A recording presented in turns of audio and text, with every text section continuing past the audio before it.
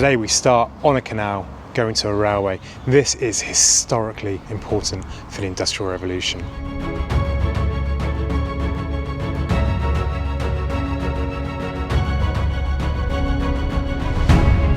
Today's video starts on a canal. And the reason we're starting here is this plays a major part in today's story. The canals came first, and they kick-started the Industrial Revolution, and it all started right here. So this is the Sankey Canal. So this was generally considered the first canal of the industrial era, although that title is disputed by the nearby Bridgewater Canal, which claims to be the first canal because that was a proper cut. This was more of a river navigation following the Sankey Brook and even connecting to the River Mersey behind us via the Sankey Brook. So to start with, it would have been more affected by tides and stuff than a standard canal. But this doesn't just stop here in this area. There was also the Liverpool to Manchester Railway, which was the first passenger railway connecting two cities. Well, they weren't cities at the time, but they soon became after. And it was also the first railway to rely solely on steam. And the reason for that was the gradients were all built so they didn't need to use horses to pull carriages. It also holds another couple of records which we'll go into as we go through this video. But this canal was not just important for where it connected. It went up to St Helens, and you could bring coal down through to the River Mersey. It was done in several stages. The first part, like I said, connected to the Mersey, and then there were further acts to extend it, to take it further down the Mersey, so you had a proper locking canal going in. And then a third part put another branch up, which was there to compete with the railways. But these used to carry what were called the Mersey Flats, and they were a huge seagoing vessel that used to come up, and they were wooden, they were low in the water, really wide. And you can see that by this canal here. We're actually going into the first lock on the video here. So these boats were up to about 17 feet wide, and they were also about 62 to 70 foot long, and they could fit on the Bridgewater Canal, the Sankey Canal, the top end of the Shropshire Union. So it was really handy to bring those goods inland. There's one of these in the Ellesmere Port Museum on CRT run. It's in a bad way, but it is pretty cool to see. They are huge. But this lock is, you can see how big this lock is as well. This is more akin to the locks on canals like the Stroudwater on the Cotswolds. They're huge, big, wide things. It'd be pretty deep as well. And that's going uphill here. And you can actually still see remains of the lock gates in this end. This is a canal which has had restoration attempts going on for quite some time. It's got areas sort of worked on, and there's lots of plans to carry on up here. But they are waiting for things to kick off and people to approve stuff, really. They could really do your support, so you will find links in the description. So this area is just full of history everywhere you go. It was the area that kick-started all the industry, the Industrial Revolution and everything that went with it, from the canals to the railways. And this particular site is, I would say, culturally and historically incredibly important.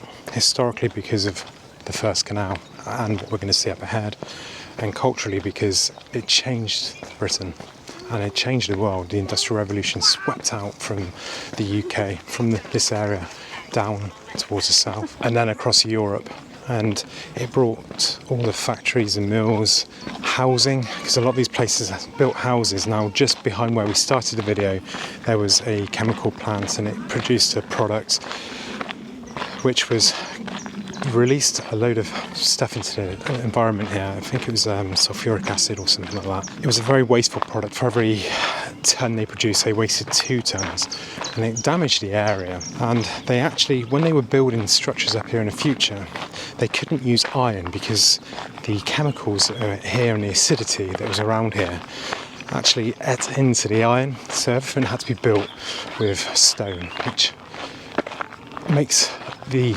thing we're going to even more impressive. You can see down here that the land's all here for the canal. You can see where it goes up into those industrial units there. That's a bank there. So this is an obvious cut through. We've got the Sankey Brook to the left of us, and the canal follows that route all the way through, climbing up with a series of locks. And what you'll also find in this area as well, although you can't really see it now, are all the the sides are quarried out, and they took a lot of material from here for construction of the canal and the railway. Now the Liverpool to Manchester railway was a 31-mile route, and the Act came in 1826. Now they had to cross this valley, and at that time there was no real viaducts in place. There were some smaller ones that had opened sort of a few years before, and they weren't really considered sort of major viaducts as such. So George Stephendon, who constructed the railway, had to come up with a solution, and that solution is just up ahead of us, and you can just start to see it popping out of these trees now. It's the almighty Sankey Viaduct, also known as a 9-arch viaduct to anybody local, and it is absolutely incredible. And look at that for timing. So it's still an active railway, so we won't be exploring the railway itself, but this has been here for nearly 200 years. I think it's 195 years old, this viaduct, and it was repaired recently. Last year it took about 4 months, and they spent about £4 million on it to patch brickwork, increase the support of it.